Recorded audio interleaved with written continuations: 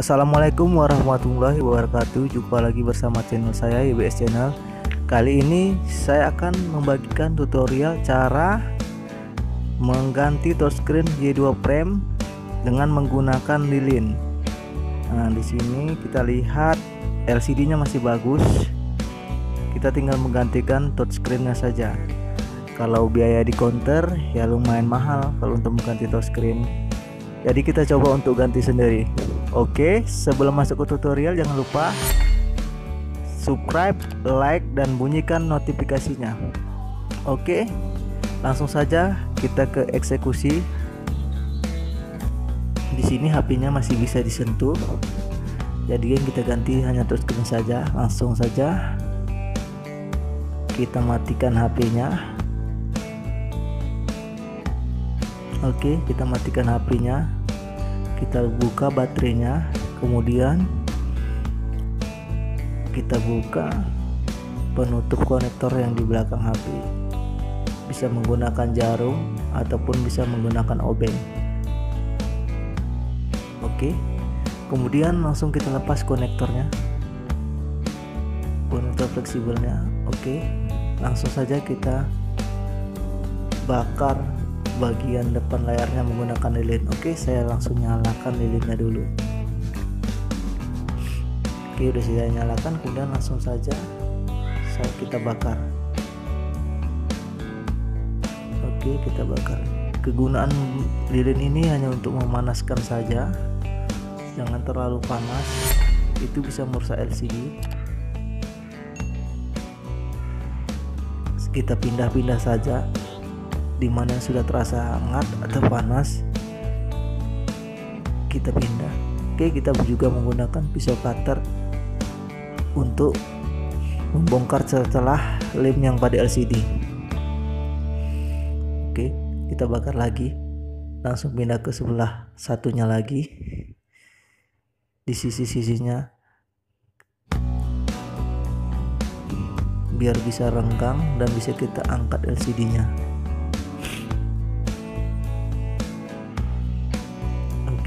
Kita kasih cutter lagi biar lem-lem yang di samping itu merenggang atau melenggang.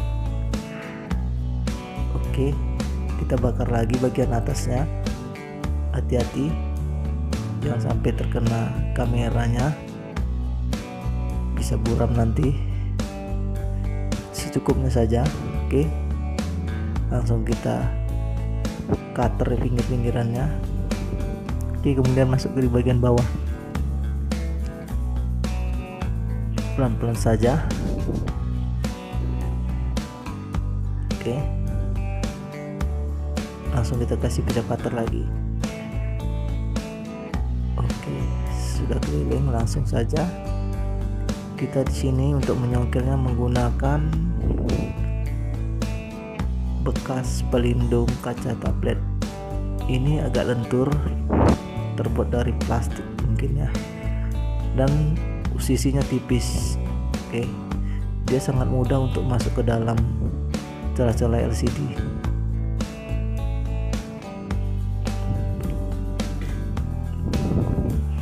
Oke, perlahan-lahan, jangan sampai merusak fleksibel LCD. Kalau fleksibel touchscreen ya nggak apa-apa, tapi kalau LCD jangan sampai nanti LCD-nya bisa nyala. Karena yang mau kita buang sini adalah fleksibel touchscreen. Kita lakukan dengan hati-hati dan perlahan, butuh kesabaran di sini.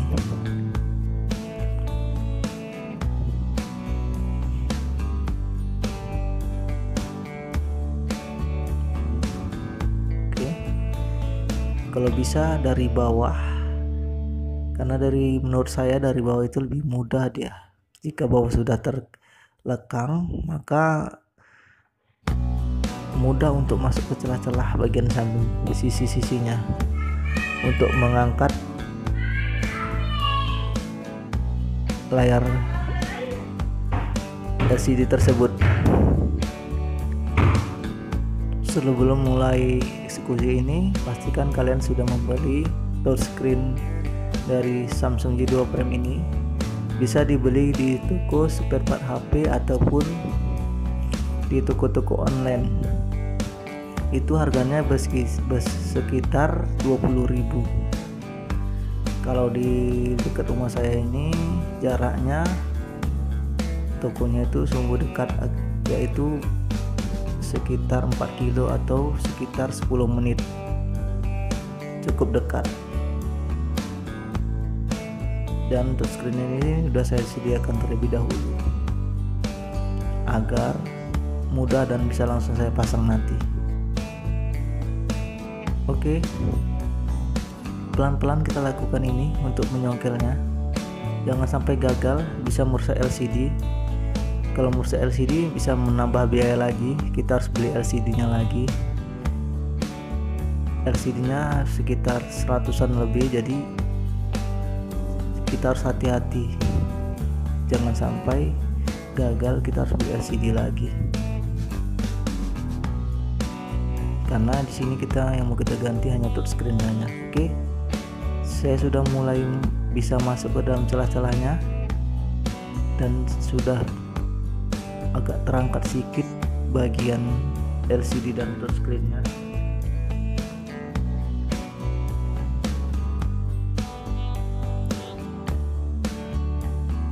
Oke, kalau dia masih original agak susah memang, filmnya itu kuat, tapi insya Allah berhasil. Oke, sudah mulai masuk ke dalam celah-celahnya, sudah mulai renggang.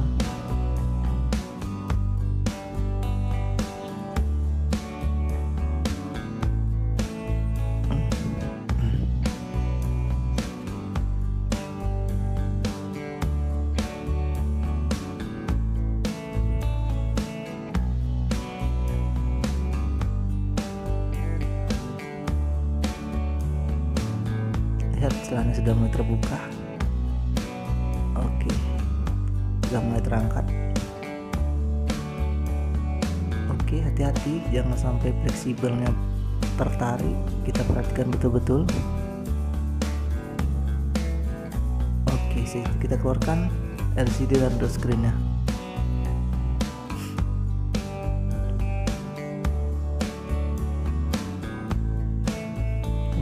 Langsung saja kita tes dulu apakah LCD yang kita keluarkan tadi masih bisa ataupun sudah tidak bisa lagi karena kesalahan kita.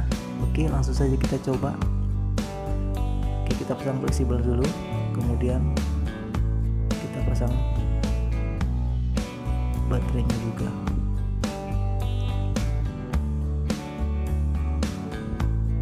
Oke, kita coba. Saya hidupkan dulu ya, start. Oke,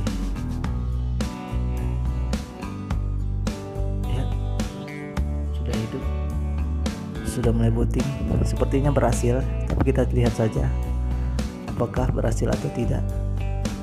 Oke, kita lihat dulu apakah menimbulkan bercak ataupun flek hitam. Kita tunggu proses bootingnya.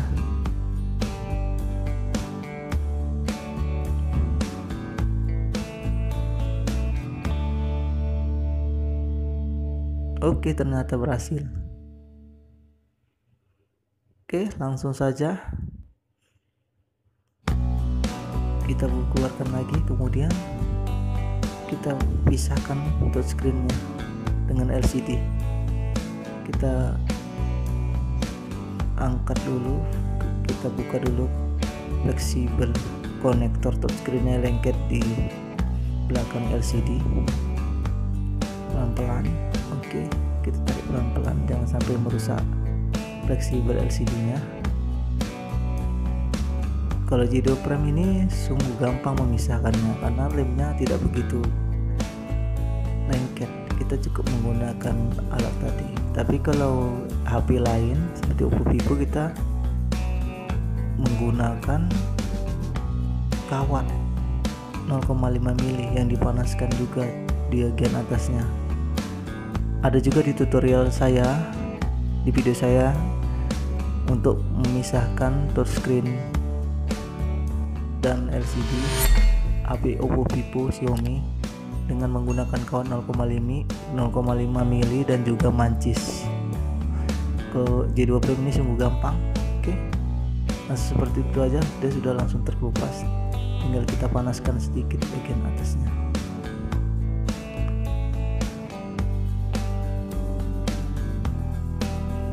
Saya nyalakan lilinnya, kemudian saya bakar bagian lem yang sangat membandelnya ini.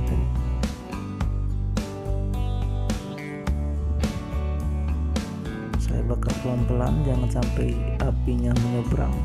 Oke, sekarang kita angkat pelan-pelan. Iya, pelan-pelan ya, jangan sampai bunyi krek, itu bisa mengakibatkan LCD-nya retak dan tidak bisa hidup lagi atau blank. Kita pelan-pelan. Oke,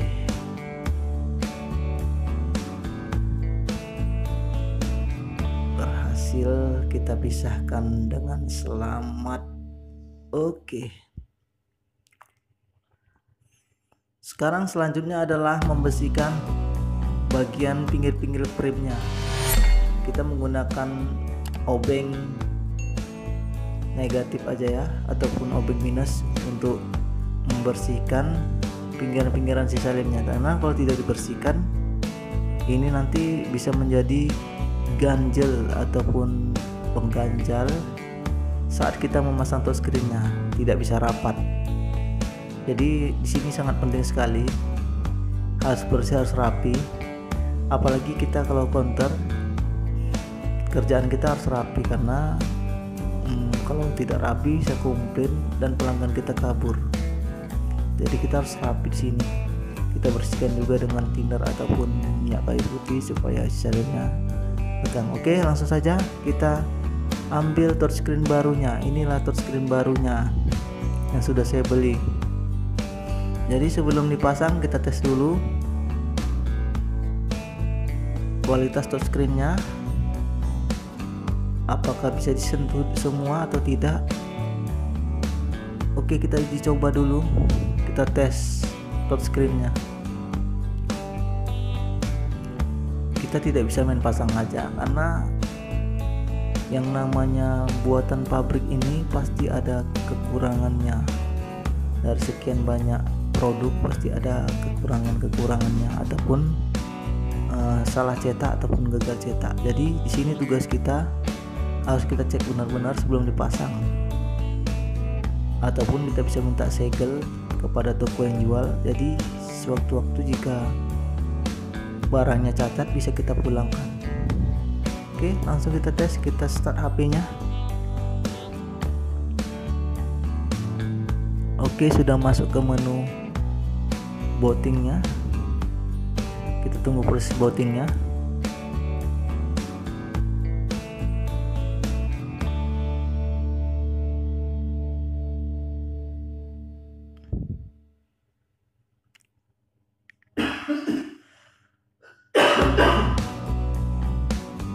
Oke, sudah masuk bacaan Samsung.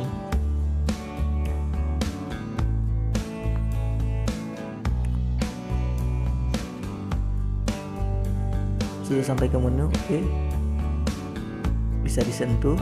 Kemudian kita cek bagian touchscreen-nya, sensitifnya atau tidaknya.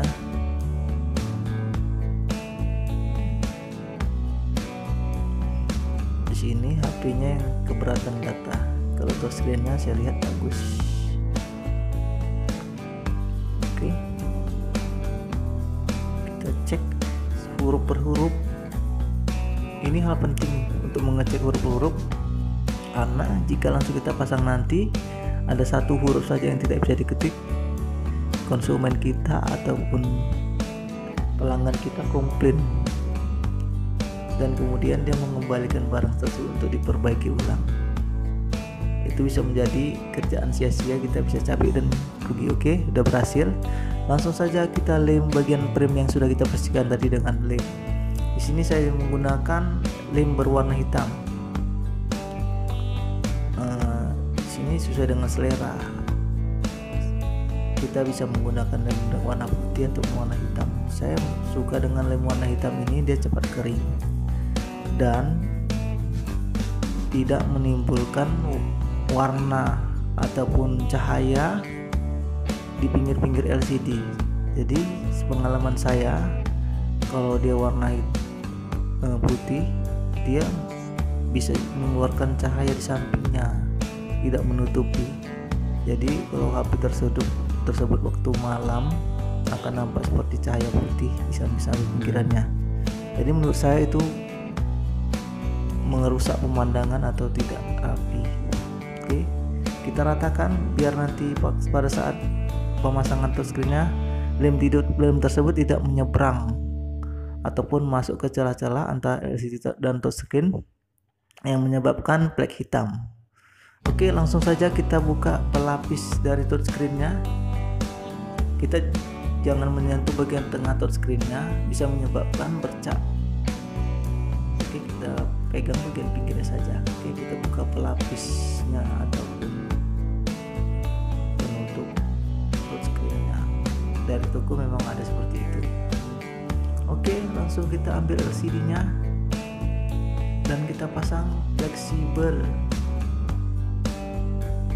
touchscreen-nya di bagian belakang LCD-nya.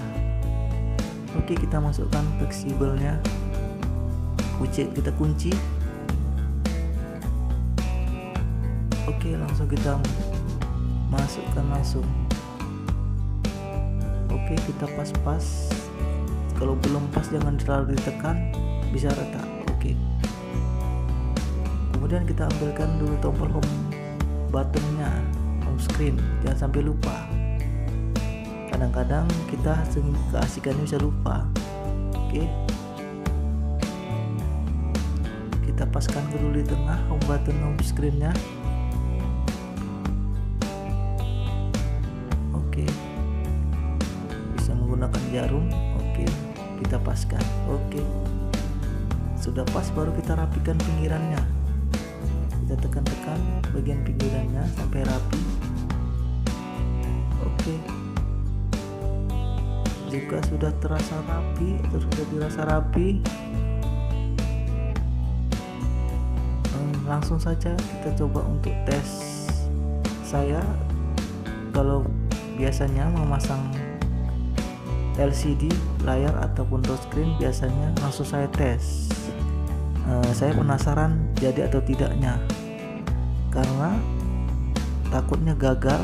Sudah kita lem, kita tunggu-tunggu, besok ternyata LCD-nya tidak hidup ataupun menyala. Oke, langsung saja kita pasang fleksibel LCD-nya.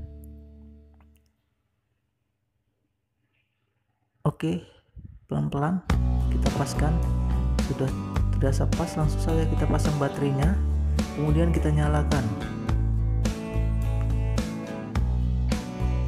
Jangan dikareti dulu ataupun jangan diikat dulu. Oke, sudah dirasa hidup, kita kasih dulu karet 1 biji sebagai penyanggal baterainya. Kemudian kita cek dulu nanti sentuhannya, apakah touchscreen yang kita pasang saat tadi terkunci dengan baik atau tidak.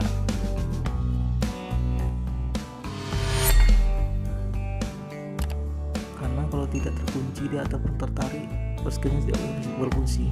Di sini saya lihat berfungsi seperti tadi, tidak ada menyala. Berarti pemasangan saya berhasil. Oke, semua berfungsi dengan baik. Kita cek dulu semuanya. Oke, sudah dirasa fungsi dengan baik. Langsung saja kita penuhi karetnya seperlunya saja. Yang penting bisa rata ataupun bisa rapi. Bagian pinggir kanan kiri semua harus kita karetin. Oke, kita cek lagi fungsi dengan baik.